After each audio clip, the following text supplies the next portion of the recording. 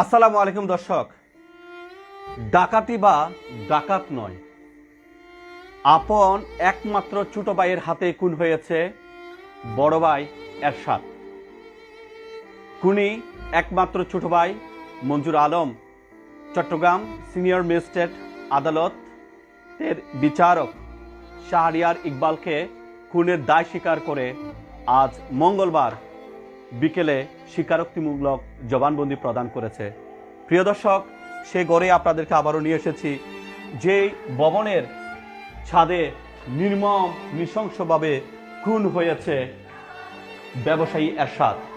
ব্যবসায়ী এরশাদ গুমানমদন ইউনিয়নের পেশকার হাটের মোহাম্মদ খুরশেদের পুত্র। এই গড়ে চলছে কান্নার আহাজারি।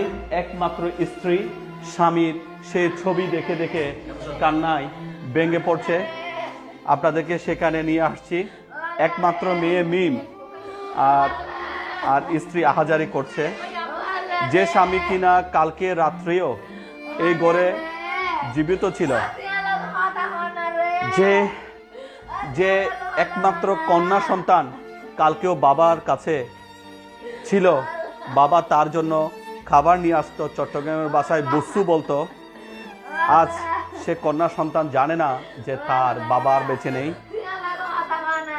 স্ত্রী স্বামীর ছবি ধরে আহাজারি করছে। এখানে কোনো বিবেক কাজ করছে না, আবেগে আপ্লুত হয়ে পড়ছে। মেয়ে এখানে আছে মিম।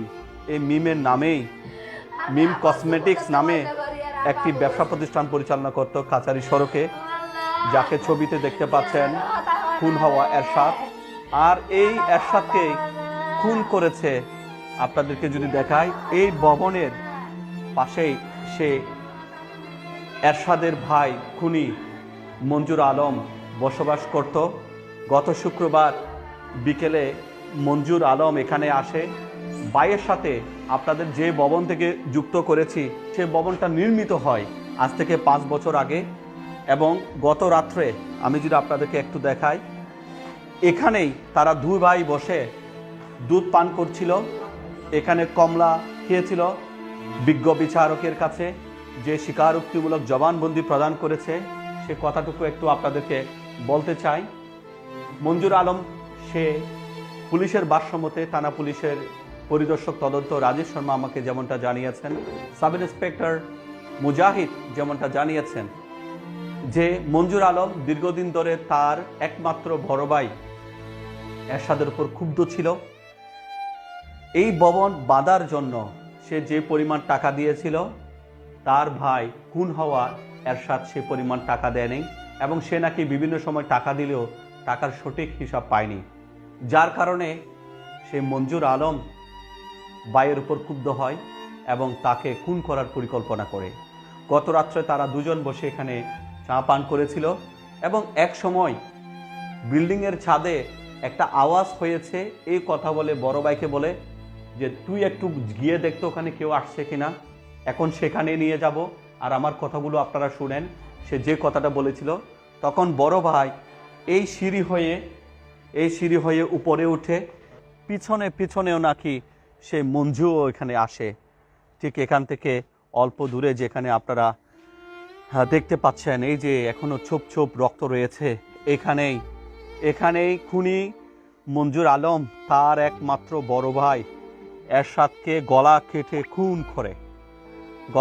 খুন করেছে। এটা অত্যন্ত মর্মান্তিক, রোমহর্ষক, এবং মাথা ছিল ঠিক এই স্পটে। আমরা দেখতে পাচ্ছি এখানে হাটহাজারী পৌরসভার সহায়ক কমিটির সদস্য কাউন্সিলর মানিক ভাই আছেন। ঘটনা শুনে ওনারা এখানে এসেছেন। এখানে নিহতের শালা সম্ভবত এখানে আছে। এরপরে ইলিয়াসের সাথেও আমরা কথা বলেছিলাম, ইলিয়াসকে আমরা একটু ডাকবো। প্রিয় দর্শক, কনকনে শীত, এখানেই ভাই তার আপন ভাইকে খুন করেছে। যে ভবনে দাঁড়িয়ে আছি সে ভবন নির্মাণে 5 লাখ টাকার একটা লেনদেনের কথা বলছে, অর্থাৎ বড় ভাই নাকি টাকা কম দিয়েছে। এসব সমস্ত ঘটনায় দীর্ঘ 10 বছর ধরে নাকি মঞ্জুর আলম ক্ষুব্ধ হয় এবং তাকে খুন করার পরিকল্পনা করে এবং তাকে খুন করে। প্রিয় দর্শক, আমরা আবার এখানে দেখতে পাচ্ছি এই ভবনের টিকি স্পটেও কিন্তু কিছুটা রক্তের দাগ রয়েছে, রক্তের দাগ রয়েছে, ওখানে আবার পায়ের ছাপ আছে। এখন আরেকটা বিষয় আছে, এখানে তখন মঞ্জুর আলম নাকি বলেছিল বাইরের ডাকাত এসে নাকি তার বাইকে খুন করে এদিকে পালিয়েছে। এটা মূলত তার একটা নাটক ছিল। বাইকে সে এখানে খুন করেছে। এখান থেকে অল্প দূরে আপনারা যে লাইটিং দেখছেন, এখানে কিন্তু কালকে অনেক মানুষজন কিন্তু বিয়েতে ছিল। সে তার ভাইকে খুন করে এখানে বসেছিল এবং নিচ থেকে তার ভাইয়ের স্ত্রী রহিমা বেগম দস্তাদস্তির আওয়াজ শুনে এখানে আসে। তখন নাকি দরজাটা অনেকটা বন্ধ ছিল এবং লক বাইরের থেকে, এদিক থেকে লক ছিল। সেখান থেকে ভেতর থেকে যখন এভাবে নক করা হয় তখন খুলে দেয় এবং এখানে এসে দেখতে পাই লাশটা পড়েছিল ঠিক এই জায়গায়। আর মঞ্জুর আলম সে নাকি এখানে বসেছিল। রহিমা বেগমের কান্নার চিৎকারে আশেপাশের মানুষ এখানে আসে। আর মঞ্জুর আলম সে প্রচার করতে থাকে যে ডাকাতেই নাকি তার ভাইকে জবাই করে দিয়েছে এবং সেও হাতে ব্যথা পেয়েছে। প্রিয় দর্শক, সারা এলাকায় সোর চিৎকার পড়ে গেছে, মাইকে এলান হয়েছে ডাকাত পড়েছে। সবাই এখানে এসেছে আর সেই ডাকাতই নাকি তার আপন ভাই, আপন ছোট ভাই মঞ্জুর আলম। টাকা পয়সার নিয়ে যে বিরোধ বা এই জায়গা কিনা নিয়ে বিরোধ বা বাইকে আরো টাকা পয়সা দিয়েছে, সঠিক হিসাব পায়নি, এ কথা বলে এর উপর ক্ষুব্ধ হয়ে দীর্ঘদিনের পুঞ্জীবিত ক্ষোভের ফসল হিসাবে সে তার ভাইকে খুন করেছে। প্রিয় দর্শক, এই ঘটনাটি গত রাত 12:15 দিকে ঘটেছে। থানা পুলিশ এখানে এসে সবার কথা শুনেছে। শত মানুষ এখানে এসেছে ডাকাত খোঁজার জন্য। কোনো ডাকাত পাওয়া যায়নি। মঞ্জুর আলম যে কথা বলেছে, দুজন নাকি ডাকাত এসেছে মুখোশ পরে, কিন্তু সে কোন দুজন সেটা নিশ্চিত করতে পারেনি। নিহত এরশাদের স্ত্রী রহিমা বেগমের কাছে এখানে নাকি, অর্থাৎ গত রাত্রে এই ঘটনা ঘটার আগে এই দরজার নিচে নাকি এক ধরনের পেট্রোল বা কোনো কিছু ঢেলে দিয়েছিল। একটু দরজাটা একটু বন্ধ করে দেখাবেন। এখানে প্রত্যেকটা দরজায়, আমি যদি এই দরজাটাও একটু দেখাই, এই যে দেখুন, এখানে ঘরে টাইলস করার জন্য নিচে জায়গা রয়েছে। এই যে দেখুন, ঘরে টাইলস করার জন্য নিচে জায়গা রয়েছে। এখানে নাকি পেট্রোল ঢেলে দেওয়া হয়েছিল এবং দুটো বোতলও পেয়েছিল। আসুন আমরা নিহত, আল্লাহু আকবার, কথা বলতে কষ্ট হচ্ছে, নিহত এরশাদের স্ত্রীর সাথে এর আগে রাত্রে কি হয়েছিল একটু বলেন তো দেখি। পেট্রোল নিয়ে হ্যাঁ বলেন। আমরা স্বামী স্ত্রী ঘুমাই গেছি। আমার বাচ্চা ওর সাথে থাকতে চাই না। ও বলছে কি আজকে আমার সাথে থাকতে হবে। বাচ্চা থাকছে, চুলো চাচু থাকছে। আমরা যখন স্বামী স্ত্রী যখন এখানে ঘুমাইছি, রাতে যখন 2-3টা বাজছে, আমার থেকে গন্ধ লাগতেছে আর এখান থেকে একটা আওয়াজ বাড়ছে। যখন এর সিপ মারতেছে, ফসল একটা আওয়াজ হচ্ছে। তো আমি যখন উড়ি আন্দাজ শুনতে, মানে আমার এখানে ভিতরে খারাপ লাগতেছে, তারপরে নাকি নাকে গন্ধ লাগতেছে আর মাথা ঘুরতে। তো আমি উঠে লাগ দিছি, যখন লাগ দিছি ওকে ডাকতেছি, ওই যখন এখানে আবার আগুন দেখছি, আমি আগুন দেখছি, বদল দেখছি। আমি যখন চিল্লেতেছি আগুনটা কোথা চলে গেছে। এরপরে আমি এখানে দরজা বাজে থাকি, দরজা খুলতেছে না। তখন আমার দেবরকে ফোন দিছি, আমার জালের মোবাইলে, দেবর রিসিভ করছে। তুমি চেতনা খাতে, আমি কি হয়েছে, আমি ঘুমাই নাই, আমি চেতনা আছি। হ্যাঁ মঞ্জুর আলম বলছে আমি কি ঘুমাই নাই, আমি চেতনা আছি। ও এসে বাইরে থেকে দরজা খুলে দিছে। তো আমরা আমি এগুলা কি, এগুলো চিনতে পারতেছি না। ওই একদম পেট্রোলের মতন, পেট্রোলের গন্ধ। তো আমি কি করছি, বোতল 2টা এখানে রেখে দিছি। ও বলছে কি বোতলগুলো লাগবে না, বোতলগুলো ফেলাই দিই, কাউকে কিছু বলিও না, বললে সমস্যা হবে। ও এটা বলছে। তার মানে এর আগে রাত্রে মারার পরিকল্পনা করেছিল। হ্যাঁ, দুজনকে, আমরা দুজনকে, স্বামী স্ত্রী দুজনকে মারা হয়েছিল। আপনারা বুঝতে পারেননি?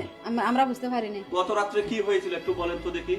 গত রাতকে হয়েছে যে ও আমার স্বামী দোকান থেকে আসছে, আসার পরে ও বলছে কি আমার স্বামী নামাজ পড়তেছে, বলছে কি তাড়াতাড়ি নামাজ পড়ি নে, তাড়াতাড়ি ভাত খাই না, তোর সাথে কথা আছে, আজকে একসাথে ভাত খাবো, একসাথে ভাত খাবো, তোর সাথে কথা আছে। ভাত খেয়ে ফেলছে, ভাত খাইয়ে ওইখানে ডাইনিং রুমে বসছে। আমি দুই ভাইকে 2 গ্লাস দুধ দিছি, কমার শুরু দিছি, ওগুলা খেয়েছে। আমার নাকি মাথা ঘুরতেছে, ওগুলো গন্ধ, আমি শুয়ে গেছি, ঘুম আসে নাই আমার। তখন ওইখানে সাদমির আবাস হচ্ছে, ও আমার জাল বলতেছে ওখানে কিসের আবাস।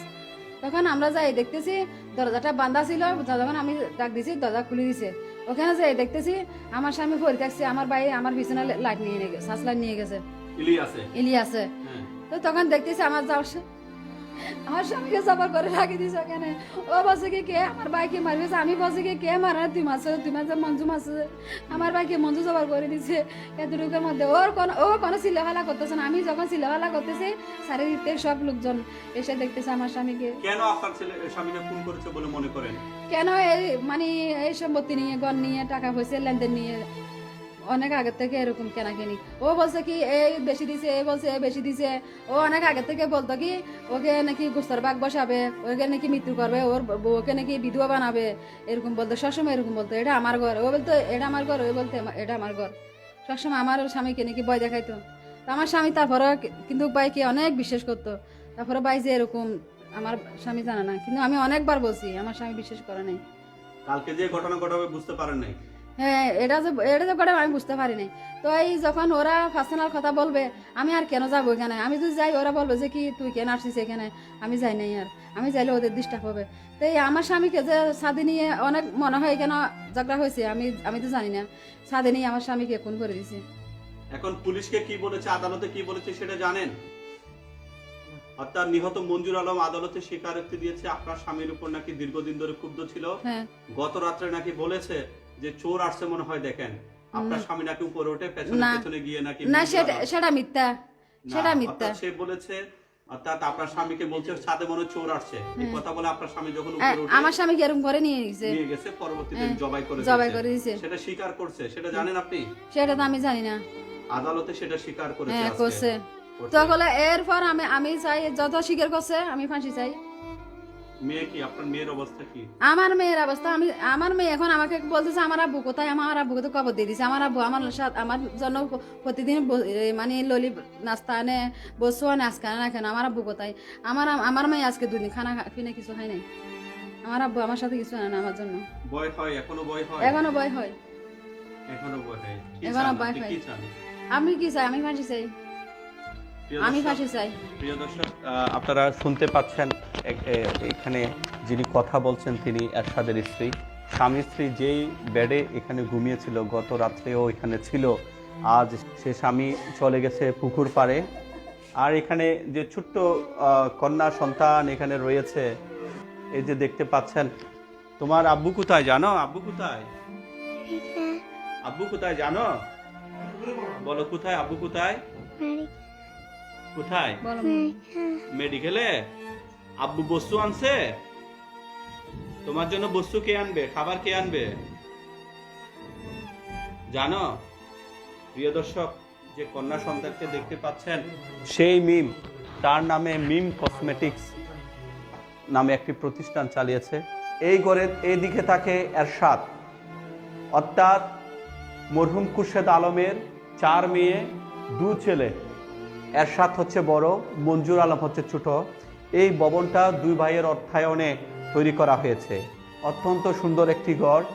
এই অংশে থাকে এরশাদের স্ত্রী একমাত্র কন্যা মিম এবং এরশাদের শালা ইলিয়াস।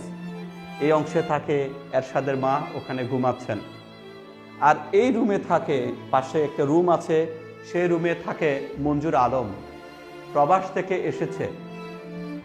প্রবাস থেকে এসে বাইয়ের উপর দীর্ঘদিনের যে ক্ষোভ ছিল, এই বিল্ডিংয়ে কে কত টাকা দিয়েছে দেয় নাই, সে টাকা সংক্রান্ত বিরোধের জের এবং বিয়ের আগে থেকেও, অর্থাৎ মঞ্জুর আলমের দাবি বাইকে টাকা পয়সা দিয়েছে, সঠিক হিসাবপত্র পায়নি। এ সমস্ত বিষয়ে সে বাইয়ের উপর ক্ষুব্ধ হয়। গত রাত্রে সে ডাইনিং রুমে সেখানে 2 ভাই বসে ভাত খেয়েছিল। এই যে এরশাদের স্ত্রী অর্থাৎ মঞ্জুর ভাবি রহিমা বেগম দুধ দিয়েছিল 2 গ্লাস, কিছু ফ্রুটসও দিয়েছিল। তারা 2 ভাই হিসাব নিকাশ নিয়ে কথা বলছিল। তখন রাত 11:30। স্ত্রী এখানে ঘুমাচ্ছে, এরশাদের শ্যালক ওই রুমে ঘুমাচ্ছে। এক পর্যায়ে মঞ্জু নাকি বলেছে, দেখো ভাই, মনে হয় দেখো তো তুমি, চোর আসছে মনে হয়। সিঁড়িতে উঠেছে, পেছনে পেছনে গিয়ে সে ছুরি দিয়ে আঘাত করেছে, এখানে গলা কেটে খুন করেছে। দর্শক, সেটা স্বীকারোক্তিমূলক জবানবন্দি প্রদান করেছে সে মঞ্জু বিজ্ঞ আদালতে। একজন প্রবাসী ওমারে থাকতো, কষ্ট করে টাকা সম্পদ করেছে। সে এরশাদও একসময় প্রবাসী ছিল, সম্ভবত টাকা পয়সা করেছে। কদিন পূর্বে স্বামী থেকে নাকি 5 লক্ষ টাকা দিয়েছে, মেসেজ আছে। আচ্ছা, আমি সেই হিসাব নিকাশে যাচ্ছি না। একদিকে আজকে যে রহিমা বেগম কখনো কান্না করছে, হয়তো এখনো মেহসুস বা অনুধাবন হচ্ছে না, যখন ঘুমাতে যাবে তখন বুঝবে যে স্বামী আর নেই। সে ছোট্ট মেয়ে, এখনো বুঝতে পারছে না বাবা মেডিকেলে আছে, বাবা কবর পাড়ে শুয়ে রয়েছে। এই রহিমা বেগম হয়েছে বিধবা, সে ছোট্ট কন্যা সন্তান মিম হয়েছে এতিম। ওই পারে রয়েছে আখি, যে কিনা প্রবাসী মঞ্জুর স্ত্রী। রয়েছে 4 মাসে সম্ভবত একটা পুত্র সন্তান এখনো কথা বলতে জানে না। সে পুত্র সন্তানের কপালে কি লেখা হবে? আমার বাবা একজন খুনি, আপন ভাইকে জবাই করে খুন করেছে। সে আখি 3 বছর আগে ঘর সংসার করেছে, এখানে এসে এখনো সেই রুমে আছে। তার অপবাদ কি হবে? স্বামী একজন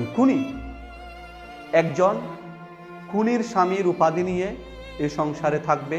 আর ছোট্ট বাচ্চা, 4 মাসের বাচ্চা বড় হবে, সবাই জানবে, সমাজ জানবে তার বাবা আপন ভাইকে জবাই করে খুন করেছে। আর ওখানে ঘুমিয়ে আছে তার মা, তাদের মা। এই জন্মদাতা মা পেটে ধরেছে 4 কন্যা সন্তান, 2 ছেলে। এক ছেলে অপর ছেলেকে জবাই করে দিয়েছে, যে পুষ্কুনির পারে চলে গেছে। আরেকজন যে ছেলে আছে সে চলে গেছে জেলখানায়। প্রিয় দর্শক, বাস্তবতা বড়ই নির্মম। কি এমন জিনিস আপনি নিয়ে এসেছেন এই পৃথিবীতে? নগ্ন হয়ে এসেছেন। ধর্মীয় রীতিতে মুসলিম হলে কপালে হয়তো জুটবে একটি কাফনের কাপড়। এই জগৎ সংসারে এক ব্যক্তি কয়জনকে শোকের সাগরে ভাসিয়ে যাচ্ছে। রাগ, ক্ষোভ, অর্থ, বিত্ত সুখ এনে দিতে পারেনি। অনেক গরিব রয়েছে, দুবেলা দুমুঠো খেয়ে রাত্রে আনন্দে ঘুমাচ্ছে। আবার অনেকের অনেক টাকা রয়েছে, তারপরেও শান্তি নেই। এই রহিমা বেগম কি জানতো তার স্বামীকে তার স্বামীর একমাত্র ভাই নির্মমভাবে জবাই করে খুন করে, ডাকাতেরা ডাকাতি করতে এসে খুন করেছে, এরকম নাটক সাজাবে? অথবা সে আখি, যার স্বামী এই খুনের দায় স্বীকার করে কারাগারে রয়েছে, তিনিও কি জানতেন তার স্বামী আপন ভাইকে জবাই করে দিবে? অথবা এই মা কি জানতো যে 2 সন্তানকে পেটে ধরেছে এক ভাই তার রক্তের অপর ভাইকে জবাই করে দেবে? এ কেমন বাস্তবতা?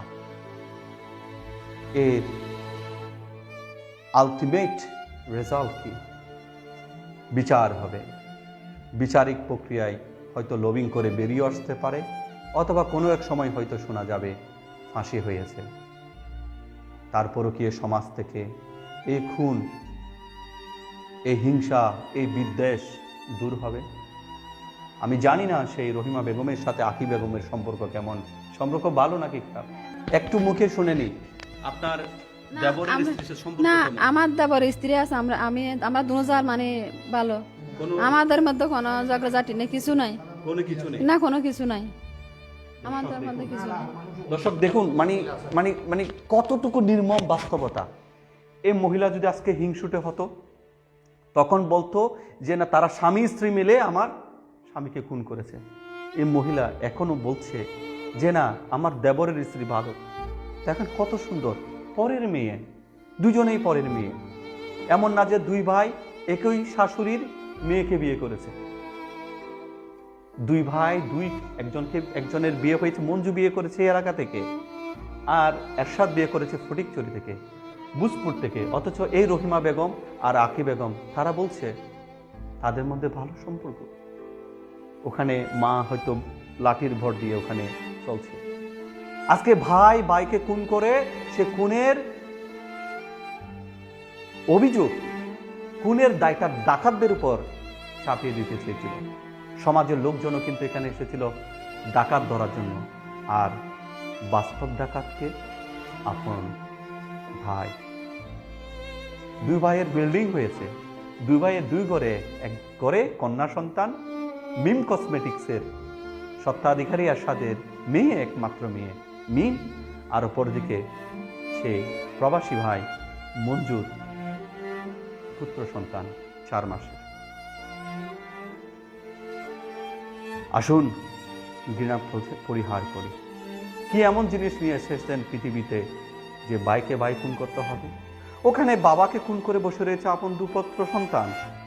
ফরহাদাবাদের মন্দাকিনীতে ছোট ভাই বিয়ে করবে, গহনা নিয়েছে, সুখের সংসার, কত সুন্দর ব্যবসা বাণিজ্য চলছে, আর বড় ভাই নাকি ছোট ভাইকে জবাই করে দিয়েছে। আর এই ক্যামেরার সামনে এসে বলছে আমার ভাই খুনের বিচার চাই, বিচার চাই, বিচার চাই। সে বিচার চাইতে চাইতে সে সরওয়ার জেলে রয়েছে। আজকে যদি কেউ টের পেত এই ঘটনা, হয়তো হতো না। কে জানতো কালকে রাতটাই শেষ রাত ছিল সেই এরশাদের। সেই এরশাদ এখন তো ক্লিন শেভ করা ছবিতে দেখেছেন, দাড়ি রেখেছে, তাই না? দাড়ি রেখেছে, একটু পাশে আছেন, দাড়ি রেখেছে, নামাজ কালাম সবকিছু পড়তো। এই মঞ্জু কি কারো সাথে কারো শরণাপন্ন হতে পারেনি? অর্থাৎ মঞ্জু বেশি টাকা দিয়েছে, এরশাদ কম টাকা দিয়েছে। এরশাদ বলছে যে আমি কম টাকা দিলেও এই ভবনের জন্য আমি আর আমার স্ত্রী শ্রম দিয়েছি। আবার এরশাদ বলছে আমার বোনদের বিয়ে দেওয়ার জন্য আমি টাকা দিয়েছি। হাইরে টাকা, এটা বলে না পিঁপড়া খাবে কার দন? বড় লোকের দন। দন খাওয়ারও কিছু নেই, এ মা দুঃখে দুঃখে মরবে। এখানে এরা এখনো সেটা ফিল করতে পারছে না। আমি যখন এই এলাকায় আসি শুনশান নীরবতা, দরজা নক করেছি, ভয়ে খুলছে না। এখান থেকে আমিও চলে যাব, এই রহিমা বেগমের ভাইও চলে যাবে, এরাও চলে যাবে। আর এই ঘর নীরব, এই ঘরে নীরবতা, কেউ নেই। পুরুষ শাসিত সমাজে কারা আছে? আমরা পুরুষরা আছি। মায়েরা, মেয়েরা, আমাদের স্ত্রীরা, তারা পুরুষদের উপর ভর করে ঘরে থাকে। এই সংসারের বটবৃক্ষ মরহুম খুরশেদ আলম বুঝতেই পারছেন, নেই, চলে গেছেন।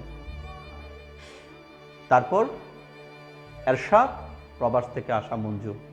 এরশাদ চলে গেছে কবর পারে, মঞ্জু চলে গেছে জেলে। কি হবে এদের? এদের ভবিষ্যৎ কি? আমরা জানি না এই খুন কি এরশাদ এককভাবে, এরশাদের যে খুন হয়েছে মঞ্জুকে এককভাবে করেছে বা আরো কেউ ছিল কিনা। আজকের এই ঘটনা থেকে প্রত্যেকে শিক্ষা নেয় যেন এই ধরনের ঘটনা আর না ঘটে। প্রিয় দর্শক, আমরা আবারও চেষ্টা করব কালকে যদি সুযোগ হয় এখানকার এসে বাস্তবতাগুলো তুলে ধরার জন্য। আজকে যারা এই ধরনের আরেকজনকে খুন করার জন্য পরিকল্পনা করছেন বা আমার এই ভিডিও যারা দেখছেন, আপনাদের প্রতি স্বনির্বন্ধ অনুরোধ থাকবে এই প্রত্যেকে চলে আসুন।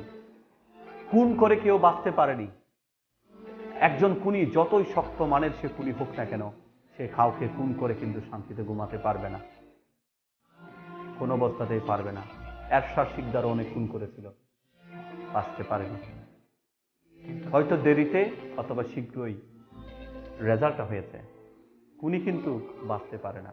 খুনি যতই চালাক হোক, যতই ঠান্ডা মাথার খুনি হোক, আজ অথবা কাল তাকে ধরা পড়তেই হবে। এই মঞ্জু যদি জানতো সে ধরা পড়বে, তাহলে সে এই কাজ করতো না, বা মঞ্জুকে হয়তো কেউ সুপরামর্শ দিতে পারেনি। কত কষ্টে ওমানে ছিল। আমি বলবো না যে এককভাবে মঞ্জুর দোষ, আমি বলবো না যে এককভাবে এরশাদের দোষ।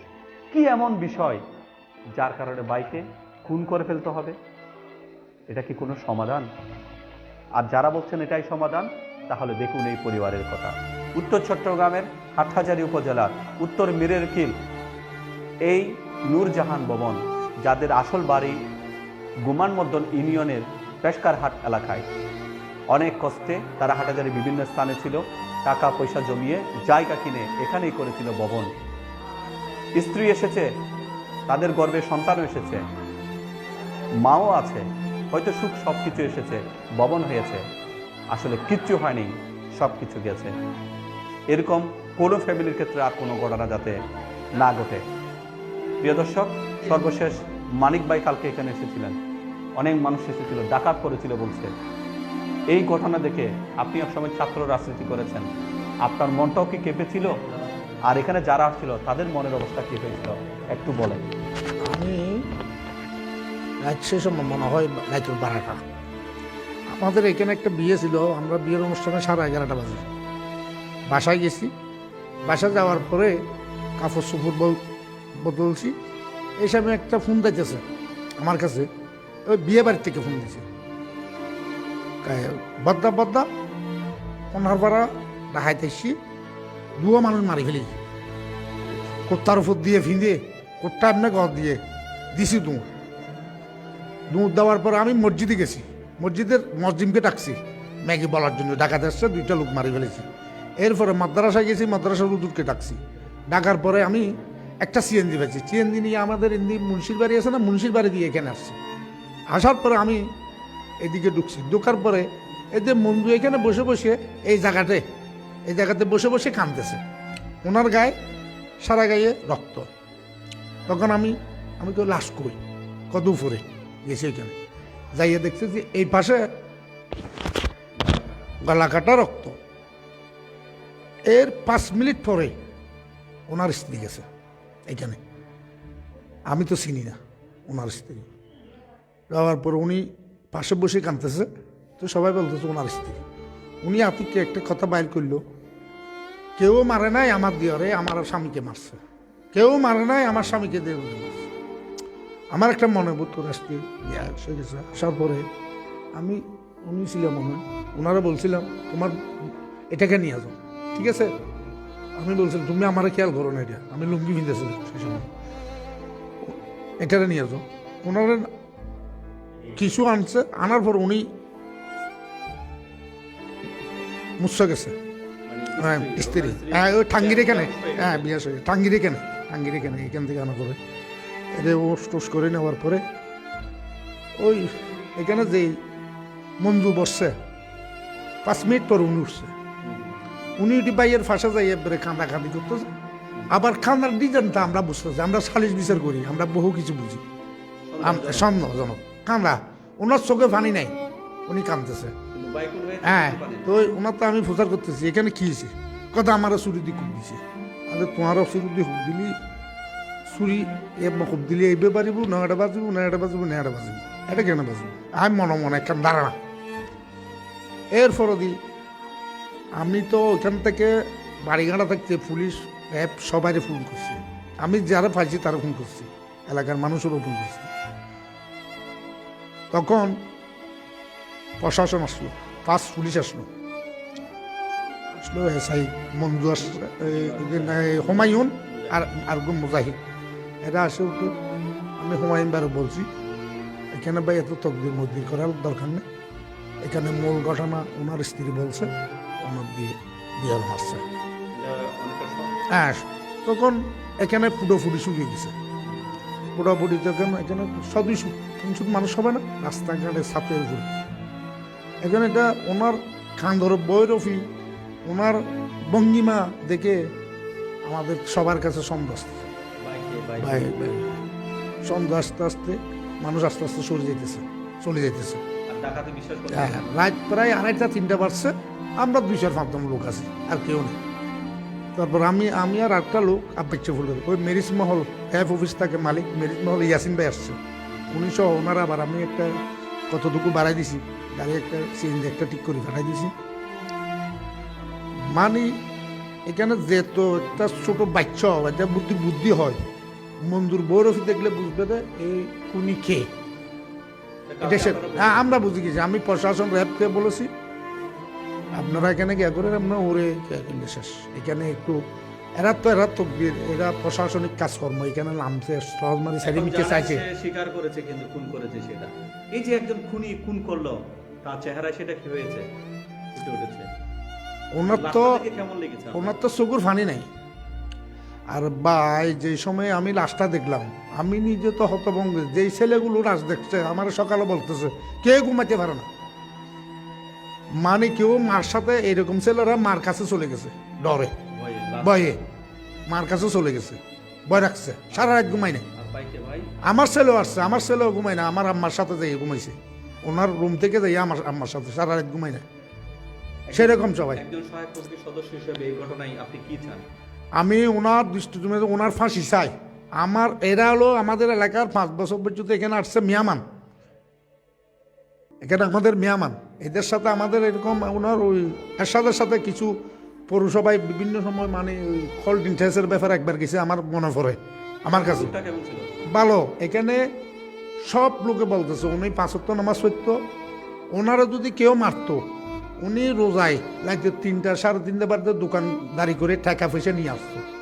সে সময় তো ওনারা কেউ কিছু করে নাই, এটা তো করে নাই।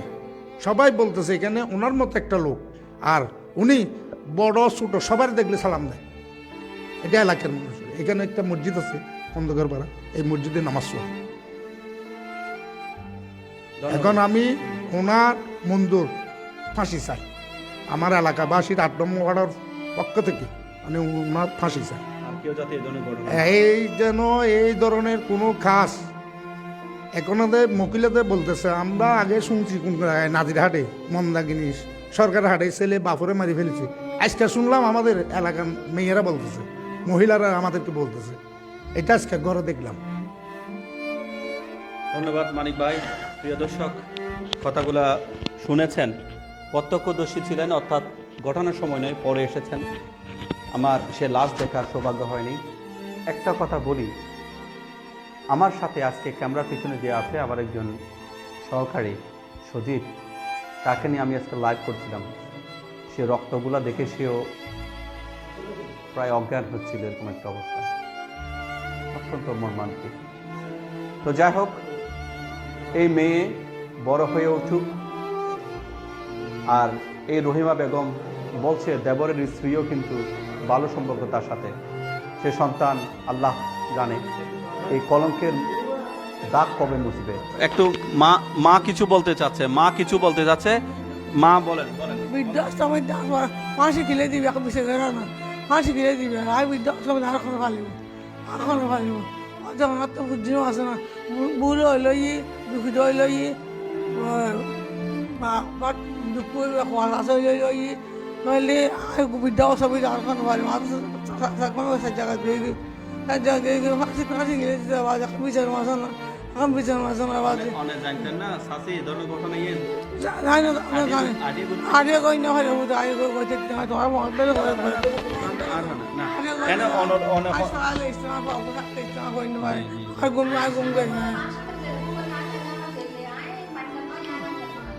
আচ্ছা যাক, অনেকদিন টান করুন না ভাই আবার গুঁজে একই রকম ভাই দুমাই দোকানদার আছে এখন কি হইতে পারেন না ঘটনা সর্বশেষ কি জানি না দিয়ে কানার তো গেইন পারলাম না মঞ্জুল্লা দেখাই না অনলয় না এনে কি পুণ্য ননে কিছু না শুনি অনেক কি ঘটনা জানি না কিছু জানে তাই জন্য না পুণ্য পারেন অত এসাদর হনে মাঝে হইতে পারেন না হন এই পুণ্য পারেন না। আচ্ছা আচ্ছা ঠিক আছে অনেক মা সমস্যা না অনেকজন। আচ্ছা জাপিয়ে না এনে পরে হইতে পারবেন আর কি। আচ্ছা ঠিক আছে অনেক গুমজন সমস্যা নেই। আমার পাশে নেই বিশেষ জিয়াং ঘর আরে ফাঁসি নজুর মঞ্জুর কোনো সমস্যা না মঞ্জুর মঞ্জুর সমস্যা আমার মঞ্জুর কোনো কিছু বুঝি না অপরাধ বুঝি না না। আচ্ছা ঠিক আছে আচ্ছা আচ্ছা ঠিক আছে সমস্যা নেই। আচ্ছা